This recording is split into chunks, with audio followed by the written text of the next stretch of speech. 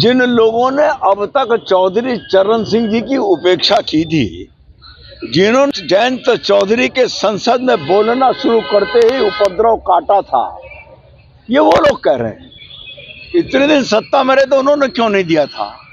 Bharatiya Janata party क्रमशः एक एक करके देश के प्रति जिनका समर्पण रहा, देश के निर्माण में जिनका योगदान रहा है, उन सबका सम्मान करेगी।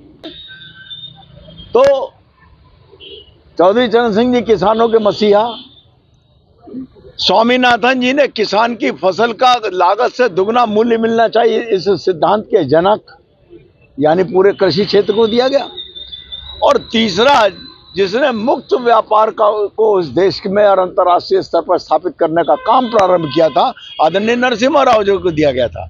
लेकिन कांग्रेस संसद में बिफर गई, खिसियानी बिल्ली खम्मा नोचे जैसी स्थिति कांग्रेस की हो गई।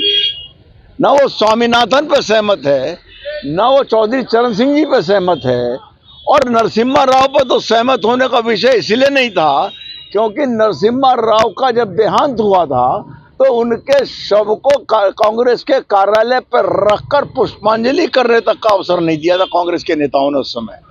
और सब प्रधानमंत्रियों का स्मारक बना है दिल्ली में जहां उनका संस्कार हुआ है। इनके संस्कार को मजबूरन उनके परिवार के लोगों को हैदराबाद ले जाना पड़ा था, संस्कार किया गया था। भारतीय जनता पार्टी के उस वक्त के शहरी विकास मंत्री वेंकैया नायडू ने आदरणीय नरसिम्हा राव जी का स्मारक दिल्ली में बनवाया, कांग्रेस के लोगों ने वो भी नहीं बनवाया। इसलिए राष्ट्र के उन लोगों को जिन्होंने भारत के निर्माण में योगदान दिया है, उनको यदि कोई सम्मान मिलता है तो वो राजनीति से ऊपर होता, उसका राजनीति से कोई लेना देना नहीं। लेकिन कांग्रेस के लोग हताश हैं, निराश हैं और खिसियानी बिल्ली खंभा नोचे जैसी स्थिति में। देखिए, अभी ये इस विषय पर बातचीत नेतृत्व को करनी है, जयंत जी को भी करनी है आपस में बैठकर। और जब बातचीत हुई है तो प्रारंभिक फार्मूला बन गया होगा और उस फार्मूले के अनुसार निर्णय होगा, उसमें अपना कोई दखल नहीं है। कुल मिलाकर अपना तो इतना कहना है कि भारत माता को भारत माता मानने वाले, राष्ट्रवाद के उपासना करने वाले लोग अब देश की सत्ता में जाएंगे।